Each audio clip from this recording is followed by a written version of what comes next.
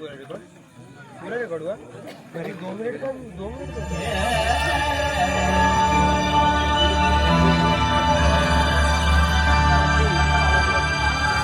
विनम्र किसान का बेटा था वो दृढ़ता का भंडार। वल्लभ भाई पटेल नाम कहलाता था सरदार। कृषक कार्मिक जनगण से था उसको प्यार अपार। अखिल देश ने उसे रहनुमा किया था स्वीकार। गांधी बापू का शिष्य, सत्य अहिंसा का अवतार, किंतु एक भारत करने को धर लेता हथियार। लौह पुरुष संबोधन था वो लोहे की दीवार। तेज पुंज तुम, शक्ति पीठ तुम, बल का सागर अपरंपार। ऋणी देश का नम्र नमन तुम स्वीकारो सरदार।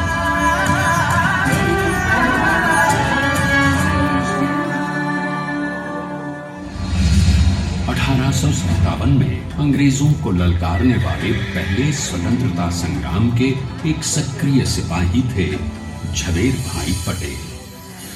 करमसद गांव के इस बहादुर देशभक्त किसान और उनकी पत्नी लाडबाई के 5 बेटों और 1 बेटी में से चौथे पुत्र थे वल्लभ भाई। बालक वल्लभ ने करमसद के बाद नडियाद से अपनी हाई स्कूल की शिक्षा पूरी की। फिर 13 साल की उम्र में उनकी शादी भी हो गई, छोटी सी झवेर बाई से। 2 बच्चों, बेटी मणिबहन और बेटे डाया भाई को जन्म देने के बाद झवेर बाई असमय ही चल बसी। सदी बदलने और 20वीं सदी आने पर उनका जीवन भी एक चमत्कार की तरह बदला। प्लीडर का इम्तिहान पास करके वो वकालत करने लगे। पहले गोधरा, फिर आणंद और उसके बाद अहमदाबाद में। मगर जल्द ही वकालत छोड़कर वो बैरिस्टर बनने की इच्छा से इंग्लैंड चले गए। लंदन में बैरिस्ट्री में अव्वल आने और वजीफा जीतने वाले वो अनोखे भारतीय थे। अब तो अहमदाबाद की वरिष्ठ अदालत में बैरिस्टर पटेल की जिरह और जीतों की धूम मच गई।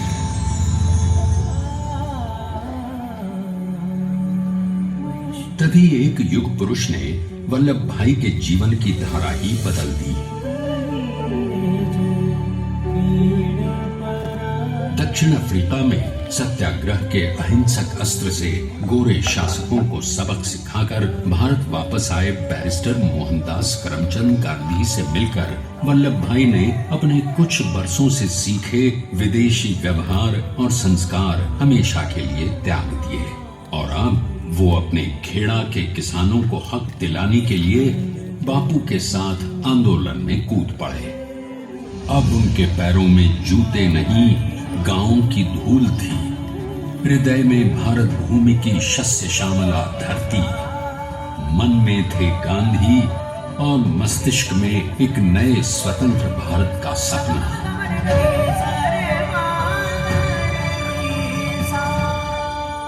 तभी बारडोली के मजबूर मजलूम किसानों की यातना का समाचार उनके पास पहुंचा। तुरंत वल्लभ भाई वहां पहुंचे और यूं शुरू हुआ भारत का सबसे बड़ा और सफल किसान आंदोलन बारडोली।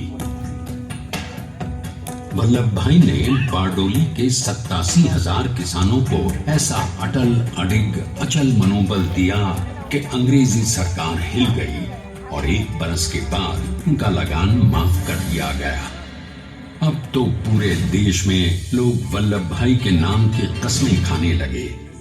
स्वयं महात्मा गांधी ने कहा, अब वल्लभ भाई मेरे शिष्य या साथी नहीं, सारे देश के सरदार हैं और देश को मिल गया एक अनोखा असरदार सरदार।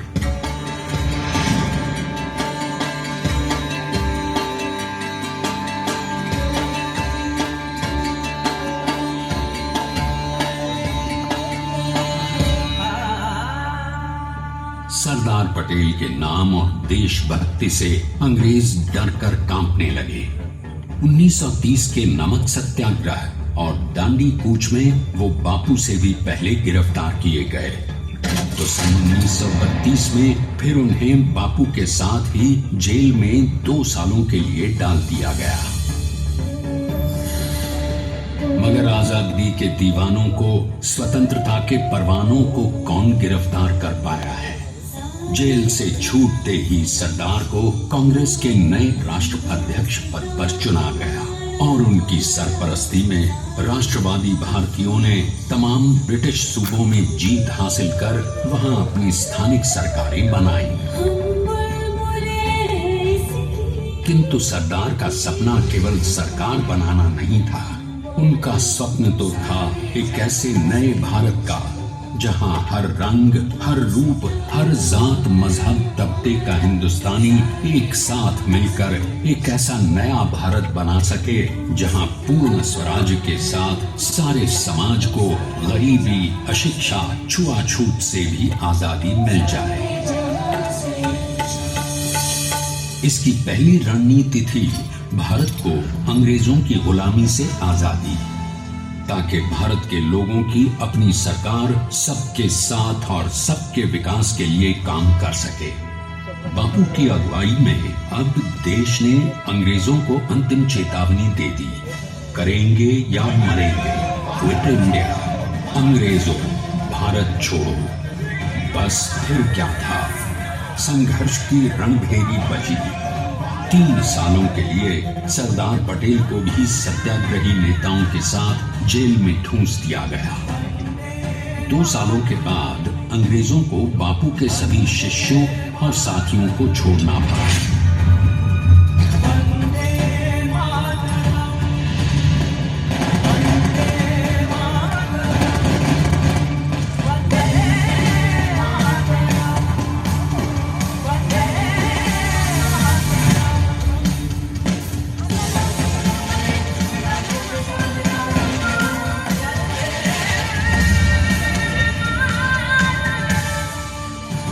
स्वतंत्रता के स्वप्न के सच होने के साथ अब सरदार पर कई एक नई जिम्मेदारियां थीं।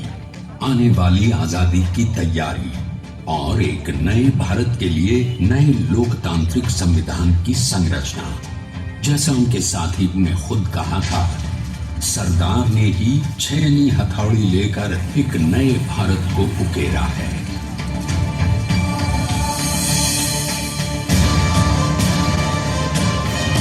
स्वाधीनता तो प्राप्त हुई, लेकिन खंडित भारत में भी उठते विभाजनवादी अंधकार को अभी दूर करना था।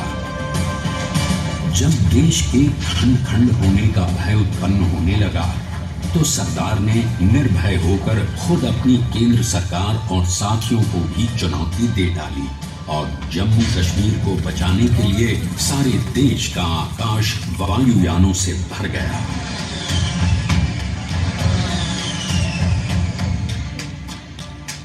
और फिर हैदराबाद और जूनागढ़ के भारत में विलयीकरण को पाकिस्तान से चुनौती मिली। सरदार चाहते थे कि देश की 1 इंच धरती अब और विभाजित नहीं होनी चाहिए। नए भारत को एक करने के लिए समझा बुझाकर, मना कर 565 रियासतों को सरदार ने अपनी सूझबूझ, सदाशयता, संबल से एक नए स्वतंत्र भारत का अभिन्न अंग बना लिया। हमारे इतिहास में अखंड भारत के पुरुषार्थ का ये एक महानतम अध्याय है।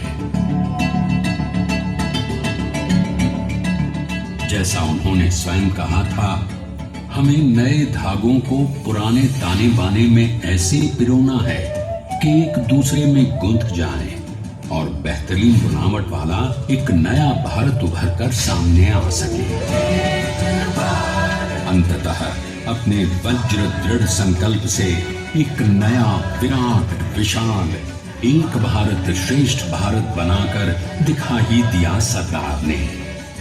संसार के सबसे बड़े प्रजातंत्र के शिल्पी को प्रणाम करने के लिए देश ने बनाया है ये समर्थ स्मारक, स्वाधीन भारत को समर्थ भारत में बदलने वाले सरदार पटेल को समर्पित प्रेरणा तीर्थ भी है।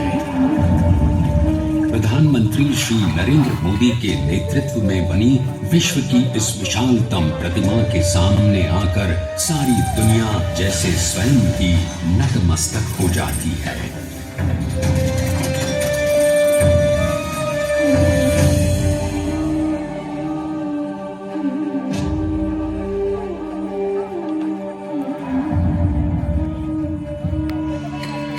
देश को बना गया वो अमित अटल, हटा सका उसे न कोई शत्रु दल।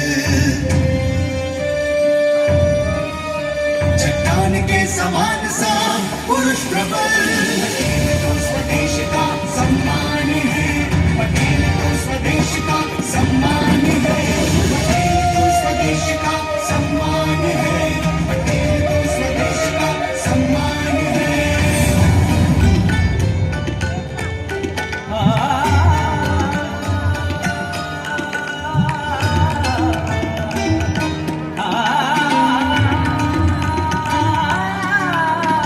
ऊंचाइयां आकाश को छुए,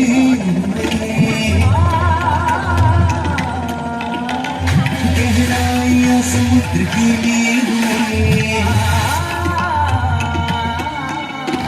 कदम अधिक जमीन पर जमे हुए, पटेल अपनी आन बान शान है, पटेल अपनी आन बान शान है, पटेल तो स्वदेश का सम्मान है, पटेल तो स्वदेश का सम्मान है, स्वदेश का सम्मान